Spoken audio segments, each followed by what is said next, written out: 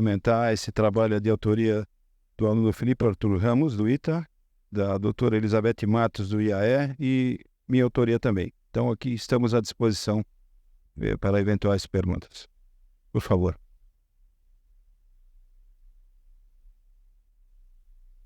Pois não.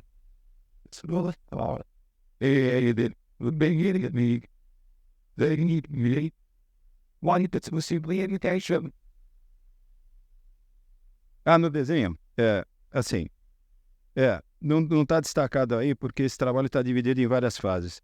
A primeira delas é um estudo físico-químico do processo de combustão do boro, da formação dos óxidos e as formas de, eventualmente, você quebrar esse óxido e atingir a parte metálica ou metalloide e continuar o processo de combustão. Esses estudos estão sendo feitos de forma experimental e também empregando dinâmica molecular, né? Então, a gente vai conseguir explicar todo o fenômeno de combustão da partícula do boro isolada depois que terminar a entender, porque há uma dificuldade experimental sob o ponto de vista de condições, né, de temperatura e tudo mais. Então, a gente ainda não consegue explicar direito, inclusive porque esse tipo de propulsor, ele é de um gerador de gás e depois o run combustor, né, que é os produtos da decomposição dessa formulação que no combustor efetivamente sofre um processo de combustão com atmosférico. Então, a gente ainda não tem elemento porque isso é caixa preta, né? Então, mas a gente vai poder explicar e vamos tornar isso público.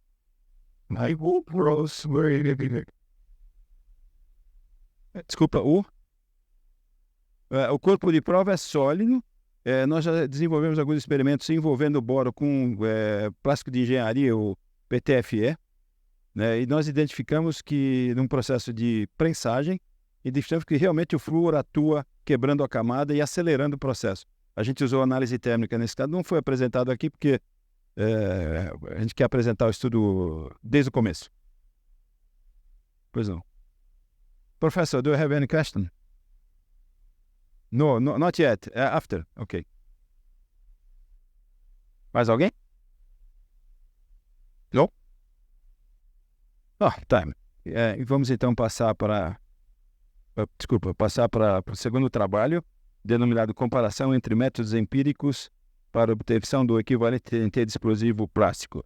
Esse trabalho é de autoria de Caio Amorim, do ITA, René Gonçalves, também do ITA, professor, e o professor Kochumira. Por favor, Caio. Senhoras e senhores, bom dia. Eu sou o capitão engenheiro Caio Barbosa Amorim. Estou aqui para apresentar meu trabalho, né, a comparação entre métodos empíricos para obtenção do equivalente TNT de explosivo plástico.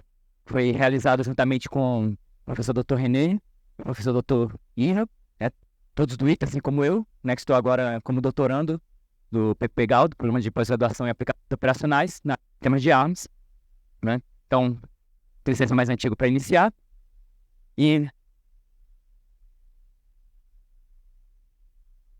o objetivo desse trabalho é fazer a comparação entre duas formas empíricas de se obter equivalência TNT, explosivo plástico, com vistas ao uso operacional desse explosivo.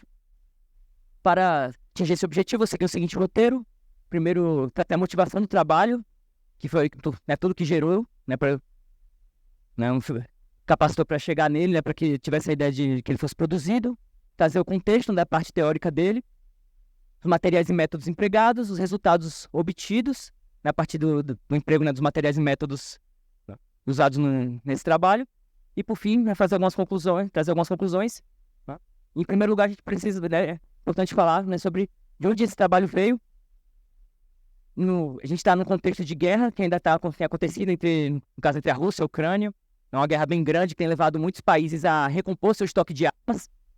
E não, né, só que não basta apenas recompor esse estoque, é preciso saber também como elas funcionam, qual é o poder destrutivo delas, até porque hoje em dia não basta simplesmente atingir objetivos militares, é importante também que os civis sejam protegidos, a chamada guerra justa. Né? Então, os objetivos militares precisam ser atingidos sem que os inocentes sejam atacados, pessoas que não precisariam ser atingidas, e muitas vezes o são, né, porque o armamento é empregado, mas sem devido estudo. E para que isso aconteça, é necessário avaliar, né, a potência, o poder do armamento. E uma base para isso é o equivalente TNT.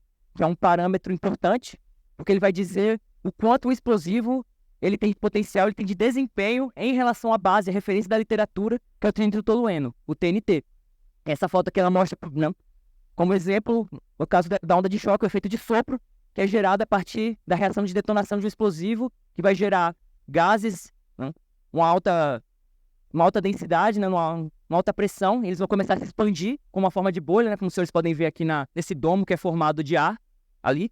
Então ele vai se expandindo como uma bolha que vai crescendo, e quando ele passa num determinado ponto, ele vai gerar um repentino aumento de pressão, e né, que depois vai caindo, né, mas esse aumento de pressão ele vai gerar um dano para uma estrutura, para uma pessoa, e com isso, né, e o parâmetro equivalente TNT, essa força do explosivo em relação ao TNT, ele é essencial para que possa ser dimensionado, para que possa ser calculado, possa ser estimado quanto esse explosivo ele vai trazer, né, ele vai ter de poder destrutivo quando ele passar, né, quando ele detonar essa onda de choque passar por um determinado ponto. E para isso, esse equivalente TNT ele já é modelado na literatura em diversos lugares, que por exemplo está um anexo de um manual do Comando Aeronáutico, o 135-2, que ele vai falar sobre segurança de explosivos, e nisso ele vai trazer o equivalente TNT de diversos explosivos, só que no caso, né, os explosivos eles podem ser modelados, eles podem ser moldados de diversas formas, e no caso de um explosivo plástico, além né, dos itens ativos em si, eles possuem itens inertes, né? Então ele é formado, né, é composto por diversos elementos. A parte ativa em si, inclusive ela é modelada pela literatura, no caso aqui do anexo do MCA, você consegue extrair qual que é o TNT, o HMX, que é no caso do explosivo foi utilizado para o estudo, na tabela. Só que também tem uma grande questão, muitos leitores vão trazer a ideia de que o equivalente TNT ele pode variar com a distância que está sendo verificado o efeito, né? Ele não necessariamente é uma constante. Então, não necessariamente o valor da tabela em si, que às vezes a literatura traz, ela pode ser, né, suficiente por si, mas mais do que isso, no caso de um explosivo plástico, que também tem elementos inertes, eu não consigo saber, né, a partir dele, levantar, né? Eles não têm uma esse TNT para que eu possa juntar e tirar, né, o meu equivalente completo, o meu global do meu explosivo, para saber o quão forte em relação ao TNT ele é, né? E com isso eu poderia usar, né? Tendo isso, né, como que eu poderia usar ele para estudar o efeito que ele poderia ter, o dano que ele poderia causar, né, numa estrutura, em um cenário desejado, e verificar se ele cumpriu o objetivo e se ele evitaria danos maiores, né, danos colaterais indesejados, né, poderiam trazer problemas políticos, problemas internos, externos. Então, para que esse parâmetro importante ele seja devidamente levantado, foi escolhido usar uma metodologia experimental, né, no caso duas metodologias experimentais, que a gente vai abordar agora, né, mas em especial falando do efeito de choque, né, da onda de choque, porque ela que vai falar diretamente do efeito causado pelo explosivo, né, num determinado ponto, a partir do efeito de sopro. Como já foi abordado, uma vez que a onda de choque ela passa por um determinado ponto, ela vai gerar um crescimento abrupto de pressão, como está aqui no gráfico, que é modelado por esse parâmetro chamado pico de sobrepressão. Depois essa pressão ela vai cair até chegar à pressão atmosférica, e vai cair mais um pouco, mas né, no momento que ela sai desse pico até chegar na pressão atmosférica, a gente chama esse intervalo de fase positiva, né, da minha onda de choque. Essa fase positiva, calcular a integral dela, a integral dessa pressão pelo tempo, eu vou obter esse outro parâmetro que é o impulso da fase positiva. Então é como se o pico de sobrepressão ele dá, vamos dizer assim, um choque inicial, né, o quanto essa onda vai trazer de mudança repentina, e o impulso como se fosse um teto do empurrão que ela vai gerar, né? O quanto que a pressão do tempo gerou de força sobre uma estrutura, sobre uma pessoa, né, sobre algum lugar, sobre o teto onde ela passou. Esses dois pontos eles são fundamentais, por parte deles né, se costuma estudar o grau de dano feito de sopro pode gerar em um ponto desse, a partir do denominado diagrama pressão-impulso, o diagrama PI. Esse diagrama ele modela, né, vai ter a pico de sobrepressão no eixo Y, o impulso da fase positiva no eixo X, de modo que, uma vez que eu sei, eu pego esse perfil de pressão para a onda de choque num determinado ponto, eu marco ali no gráfico o pico de pressão, eu marco o impulso, e esse diagrama ele vai me dar faixas de áreas, cada área vai me dizer qual que é o dano esperado naquela estrutura, por exemplo, né, no caso desse diagrama aqui, para esse ponto, né, para esse tanto que eu medi da onda de choque num determinado ponto distante de onde ocorreu a detonação. Então, nesse caso aqui, ele vai dizer, né, um dano catastrófico, como observado, né, nessa figura. Então, já tem essa previsão de quanto eu vou ter de destruição a partir, né, do levantamento dessa minha curva de pressão. Então, entendendo esse contexto, agora podemos falar de como foi feito o estudo. Em primeiro lugar, um dos métodos empregados foi a partir da onda de detonação. Anteriormente eu falei sobre o choque, a onda de detonação ela é diferente, enquanto a onda de choque ela é fora, né? Ela se propaga no ambiente, a onda de detonação ela se propaga no explosivo. Mas é a velocidade com que a reação ela vai evoluindo dentro do explosivo. Então, essa velocidade é importante também porque a partir é possível obter o equivalente TNT e como que isso é feito utilizando sensores para medir a velocidade dessa onda de detonação. Então, o sensor, né, ali está como é o sensor de início de tempo e os sensores em vermelho são os sensores de fim de contagem. De modo que eles são sensíveis quando a onda passa por eles, e aí quando ela passa pelo primeiro, ele começa a contar o tempo. Quando ela passa por cada um dos vermelhos, ela vai parando o tempo em cada canal. Então, ele vai obtendo várias medidas de tempo, né, por distância que essa onda de detonação ela vai executando. Então, está aqui né, como essa medida é feita de forma experimental, né, com um explosivo aqui, a reação vai começar mais ou menos ali onde está, né, a capinha preta. O primeiro sensor é o meu sensor de início, né, onde está tá em verde, e os outros sensores são sensores de parada de contato.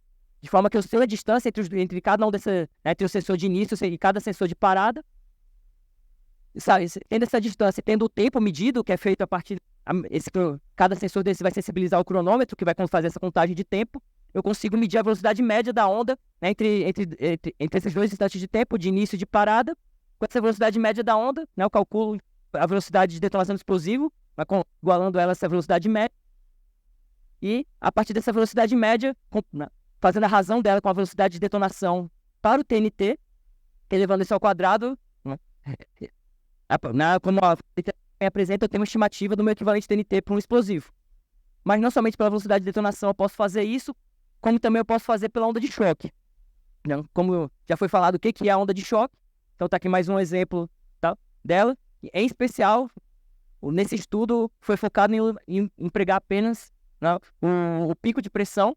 Então, está aqui o cenário que foi feito os testes, o explosivo está ali no fundo, né, né, o formato esférico branco, enquanto os sensores estão posicionados a distâncias conhecidas, e eu quero buscar a pressão que a onda vai gerar ao passar. Eu seguro essa parte de sensores piezoelétricos, que estão instalados, né, onde está mostrado ali, né, em cada flechinha dessa que é o meu sensor de pressão. Juntando essa pressão que foi medida, esse pico de pressão que é gerado, que é obtido a partir do sensor, com as condições ambientais, no caso com a temperatura ambiente, eu posso obter, né, a minha distância escalonada usando uma formulação da literatura. No caso, foi empregada a formulação mais consagrada, que é de Kinger e Brumers, que ele vai trazer justamente essa comparação, né, para cada pico de pressão, qual que é a distância escalonada necessária para gerar esse pico de pressão. E depois disso, essa distância escalonada está diretamente relacionada à distância entre o ponto de detonação e o ponto onde eu estou fazendo essa medida. Tendo essa medida e tendo também outro parâmetro ambiental, que é, né, tanto a pressão local quanto a temperatura local, eu posso obter o W, que é a minha massa TNT equivalente. Ou seja, o quanto de TNT eu precisaria detonar para conseguir obter, né, para chegar nesse valor de pico de pressão que eu estou observando, naquela temperatura e naquela pressão. Tendo isso, né, por fim, eu simplesmente calculo o equivalente TNT dividindo esse W, essa massa equivalente necessária para gerar o efeito que eu observei, pela massa de explosivo que está sendo empregada no ensaio. Então, uma vez agora que foram apresentados esses dois métodos, podemos passar para a análise, né, do que é o estudo.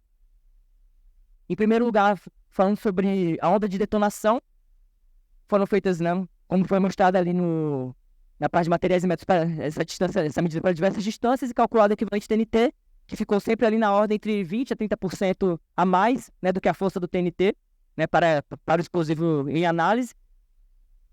De forma bem também, né? E foi feito a mesma coisa para a onda de choque. E aí o equivalente vai ficar entre 1.17 e 1.27. Né? A maioria dos pontos vai se concentrar ali. É interessante notar também que foram feitas as medidas para 3 distâncias, 1,5, 2 metros e 2,5 metros. E a variação desse parâmetro foi pequena. Né? O que também aponta para que ele, né, fica razoavelmente constante nessa faixa, né, de forma que esse valor também, né, tanto bate com a velocidade de detonação, não? Como a gente pode ver aqui pela análise do meu intervalo de confiança, como ele também tem pouca variação com a distância, de forma que ele, né, pode ser considerado como constante para qualquer simulação, para qualquer análise que eu for usar para um armamento que tenha sido produzido com empregando esse tipo de explosivo. E aí, com isso, a gente pode fechar esse trabalho, né, trazendo reunindo o que foi realizado, reforçando, em primeiro lugar, o que é o equivalente de TNT, que ele vai trazer, né, esse peso, essa balança, o quanto de um explosivo eu preciso ter, né, quanto de TNT eu tenho, né, em equivalente ao explosivo que eu estou usando. No caso do trabalho, foi um explosivo plástico, né, baseado em HMX. E dentro do estudo realizado, foi verificado que para esses dois métodos, na partir da velocidade de detonação e a partir também do cálculo no meio do pico de sobrepressão, foram obtidos valores próximos e que tiveram pouca variação com a distância, de forma que esse valor de equivalente TNT, se aponta então que ele é confiável para ser empregado em diversos tipos de simulação, não? Seja para verificar o quanto ele vai atingir um objetivo militar, seja para verificar o quanto de efeito colateral ele pode gerar, e com isso, né, isso vai poder alimentar todos que vão estar planejando uma missão, vão estar planejando, né, uma ação, para que eles possam empregar qualquer armamento que venha utilizar esse explosivo de forma assertiva, né, evitando maiores problemas, né, mas fazendo, né, para que ele possa causar o efeito desejado com o fim de atingir os objetivos militares da missão. Então, senhores, com isso eu encerro meu trabalho e abro para perguntas. Muito obrigado.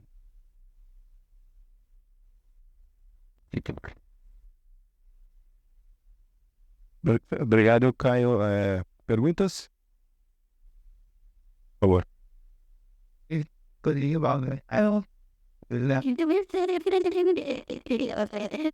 Eu não estou conseguindo ouvir. Eu queria entender exatamente o que é esse seu equivalente. Ele é energia? Ele, né? Ele vai trazer uma ideia, né? Ele vai trazer essa questão de quanto de energia o explosivo vai liberar em relação ao TNT, que é a base. Então, sim, né? Ele tem... A base dele é essa questão de liberação de energia. O quanto a reação, né? Quando o explosivo ele detona, o quanto de energia ele libera em relação ao padrão que é o TNT. Ah, tá legal. Então, se é energia, talvez naquelas tabelas que você apresentou, você devia ter colocado as unidades de energia ali. Ele é adimensional. Ele simplesmente está dizendo o quanto ele é em relação ao TNT. Então, ele é um parâmetro adimensional. Então, ele é equivalente. Então, eu estou dizendo que se eu tenho 1 kg de TNT e o meu equivalente é 1,2, então, meu explosivo, se eu tiver 1 kg de explosivo, ele tem 1,2 kg, ele é equivalente a 1,2 kg de TNT. Não sei se eu consigo me compreender. Entendi. Então, ele vai ser adimensional, né? Ele vai dizer o quanto ele tem de força em relação à referência que é o TNT, e por isso ele é adimensional. Então, qualquer que seja... sabendo a massa que eu tenho daquele explosivo e sabendo o equivalente TNT dele, eu sei o quanto de massa em equivalente TNT eu teria ali para ter o mesmo efeito. Tá legal. Tá certo. Obrigado. De nada. Mais alguma coisa, Maurício? Pode ser.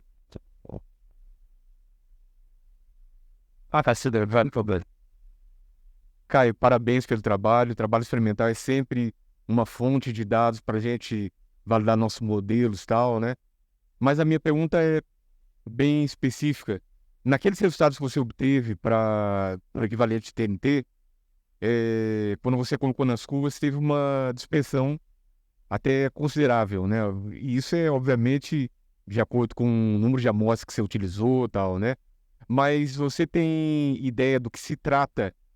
Como que aconteceu aquilo lá? Se é conta do sensor, se é por conta do tipo de explosivo que você utilizou? Eu acredito que em especial a questão do sensor, né? Porque às vezes também até um pouquinho de diferença, né? Na medida já vai gerar uma mudança razoável ali no parâmetro, que assim, não é muito grande, como você observou, né? Mas assim, é significante. Também tem questão experimental, às vezes a gente mede a distância ali, né? Mas no momento ali do preparo do setup, a gente, né, mexe 1 centímetro a mais, 1 centímetro a menos, que também, como falei, não é tão significante assim, mas vai gerar um erro, né, juntando com tudo. Eu não acredito, né? Mas acho que em especial seriam esses dois fatores, eu acredito. Obrigado, Caio. Nada. Tudo bom, Caio? Ô, Caio, eu não lembro da primeira tabela lá do valor da literatura, mas o que você achou no experimental deu muito diferente do que estava lá na literatura, considerando o HMX puro, né, no caso ali? Dá bem diferente sim, né? Primeiro porque, né, como foi falado, ele não é, ele é só 80% de HMX, né? Ele não é HMX puro, então não dá pra... Né? Já tinha mais... Então, teria que pegar... Na verdade, você teria que pegar, juntar todos aqueles elementos inertes ali, tá a posição deles de cada um, e no livro do Cooper, Explosive Engineering, que ele fala sobre isso, né? Como usar esses elementos, mas... Ele meio que usa uma característica de velocidade para cada um deles, mas você teria que achar, né? Nem todos os elementos estão mapeados nessa tabela que ele dá também. Então não conseguiria dizer qual seria diretamente assim, qual que seria o valor teórico a ser comparado. Tá bem. A última por causa do tempo.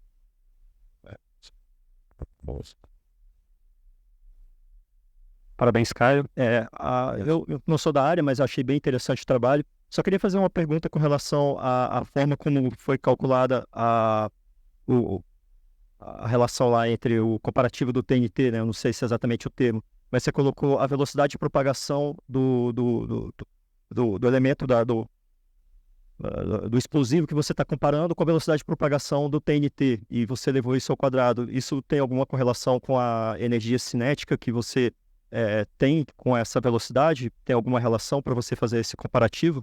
Ou a questão de você fazer essa divisão e elevar ao quadrado para você fazer essa comparação? Só esse pequeno detalhe que eu queria entender.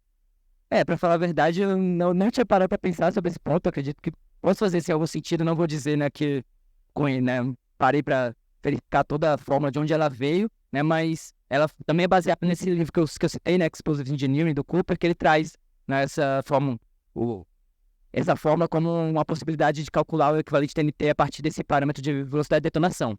Agora, se ela tem diretamente relacionado se ela é diretamente relacionada à questão da energia cinética, eu não tenho certeza para afirmar para você. Tá bom, obrigado.